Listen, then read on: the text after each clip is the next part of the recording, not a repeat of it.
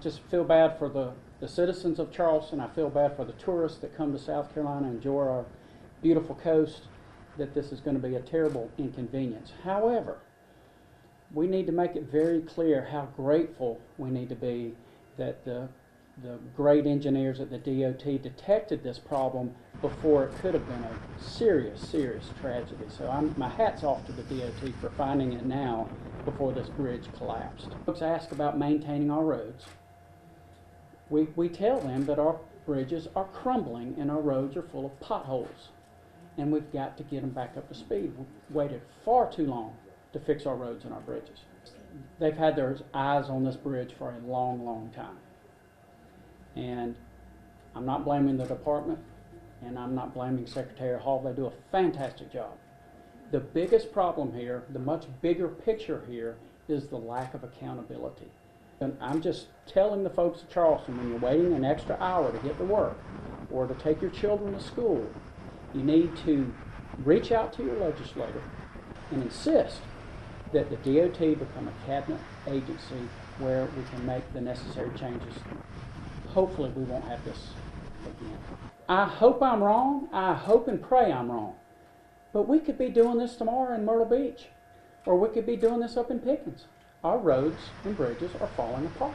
Once our inspectors identify the issue, there's an engineering review, quick engineering review that goes through to determine if it's a life safety issue or not. And basically that review happened in a matter of just a short few hours. And then once that review was completed and elevated up, the decision was easily made that the bridge has to be closed. And unfortunately, we know it created a lot of inconvenience on the back end because of the timing of the closure and when it happened relative to afternoon rush hour, and not really being able to give our local partners huge notice that this bridge had to be immediately closed. But we appreciate the rapid response of local officials to help us close it when we made that decision. This is the main tendon that was broken. I think we showed this on Monday afternoon. This is one of 8 main cables that runs the length of the actual center span itself. That picture doesn't do it justice. It's about 4.5 inches in diameter, and that's one of the things that we actually looked at in great detail as well. This is the end of one of the box. You've actually got a column beneath here. You can see the 4 cables on the right hand side, the 4 cables on the left hand side. Since Monday, you can see the scaffolding that's been put up. You can see here is the ruptured cable, one of the 8 main cables. The rest of the cables that help keep these segmented boxes together are embedded in the concrete. So this is a cross section of a cable, one of these 8, and what this is, there's 19 7-strand bundles that make up that cable.